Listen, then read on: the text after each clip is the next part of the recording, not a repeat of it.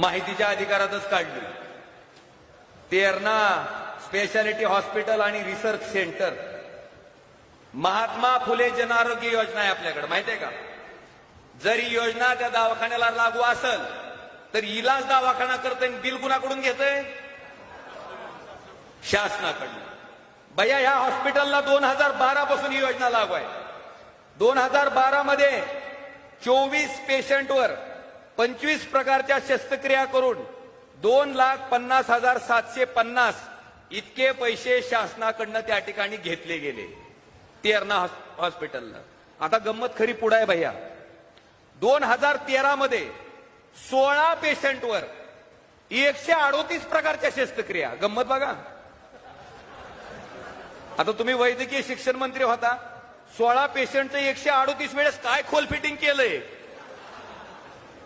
खरंच ती 16 पेशंट इथं आणून दाखवणं गरजेचं आहे की त्या आहेत का नीट, म्हणजे सगळं जागच्या जागेवर आहे का?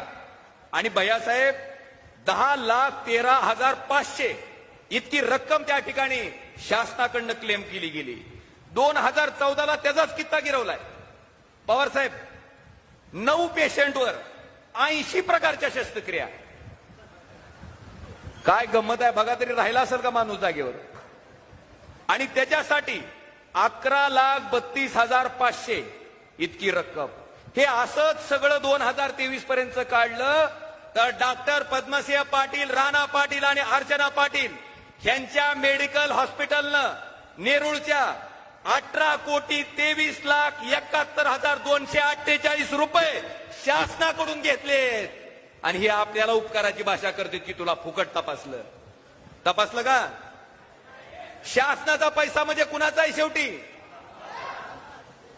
भैया ही त्यांची लबाडी. माझं जाहीर आव्हान आहे की ह्याच्या बाबतीतली ही 16 माणसं ज्याच्यावर 138 शस्त्रक्रिया केल्या आणि 9 माणसं ज्याच्यावर 80 शस्त्रक्रिया केल्या, ही माणसं जाहीर सभेत दाखवावी आणि काय काय उपचार केले ती सांगावे आणि तिथं येऊन भाषण करावं की आम्ही ह्यांच्यावर फुकट इलाज केले म्हणून. लबाडी चालणार नाही. अरे ती काळ गेला. तुम्हाला घाबरून, तुम्हाला दडपणाला बळी पडून, तुमच्या झुंडशाहीला आणि दुंडशाहीला बळी पडून कोणतरी गप्प बसाल. आता तुमच्या ह्या अन्यायाच्या विरुद्ध पेटून उठणारं नेतृत्व ह्या जनसामान्य जनतेनं तयार केलंय. तुमची प्रत्येक गोष्ट आता पुराव्यासहित उघड केल्याशिवाय हा ओमराजे गप्प बसणार नाही, हे सुद्धा मला आवर्जून या ठिकाणी सांगायचं. भैयासाहेब माझं पहिलं ठळक काम हे आहे की आम्ही त्यांच्यासारखं मेडिकल कॉलेज मुंबईला नेऊन पब्लिक प्रायव्हेट पार्टनरशिप मध्ये नाही चालू केलं, त्या धाराशिव मध्ये चालू केलं. स्वतःकडचा निधी जो आहे तो खर्च सुद्धा केला नाही. गेल्या 2-3 महिन्यामध्येच पत्र दिले. त्या व्यक्तीची क्षमता किती आहे, कार्यक्षमता किती आहे याबद्दल मी आज बोलणार नाही. परंतु जास्त जर बोलण्याचा प्रयत्न केला, खोट्या नाट्या गोष्टी जर केल्या तर मग काय आम्ही देखील गप्प बसणार नाही. अगदी शेजारी सोलापूरमधले स्वदेशी परदेशी विषयांपासून अनेक विषय जे आहेत ते आम्हाला माहिती, पण असल्या भानगडीत आम्ही पडत नाही. पातळी सोडून जर समोरचे वागले तर मात्र आता खपून घेणार नाही. वास्तववादी बोला, पुराव्यानिशी बोला आणि विकासाचं बोला. काय काम करणार आहात बोला, काय काम केलं ते सांगा आणि पुरावे द्या. पुरावे दिले ना मग मी समोरासमोर बोलायला तयार आहे. नाटकी खोटारडेपणा केला तर मग त्याला तसंच तसं उत्तर मिळेल. काय म्हटलं? निश्चितपणे केंद्रातले नेतेगण येणार आहेत, राज्यातले नेतेगण येणार आहेत. थोडा शेड्यूल ठरला की आपल्याला कळवतो ना.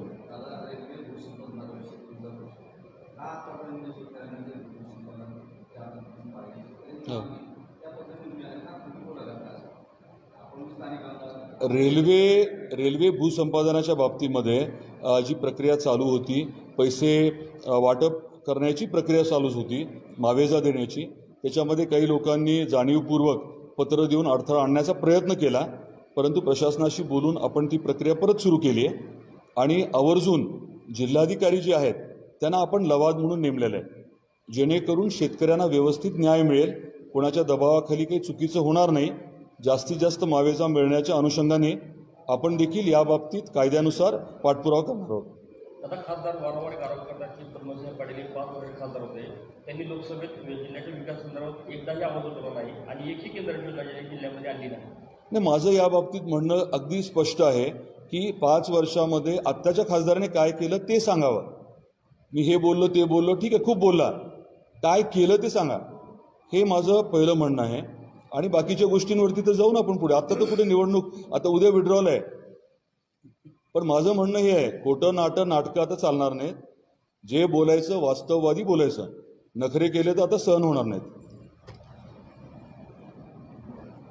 विकासासाठी तुम्ही समोर यायला तयार आहे का नाही? विकासासाठी जर वास्तववादी पुराव्यानिशी खरं बोललं तर हरकत नाही माझी, त्या लायकीचा माणूस नाही आहे. परंतु जर वास्तववादी चर्चा होत असेल तर नक्की. म्हणजे आता मला जास्त आज बोलायचं नाही आहे, गरज पड. मी कसं आहे, माझे संस्कार वेगळे आहेत. मी संयमाने वागतो बोलतो, म्हणजे मला बाकीचं बोलता येत नाही, करता येत नाही असं नाही आहे. समोर आता महिला उभी आहे, महिला उमेदवार उभी आहे, म्हणजे महायुतीने महिलांच्या बाबतीमध्ये एक वेगळी भूमिका घेतली आहे, त्यांना एक मान सन्मान दिलेला आहे. जर समोरच्याला ते समजत नसेल आणि त्याचे संस्कार जर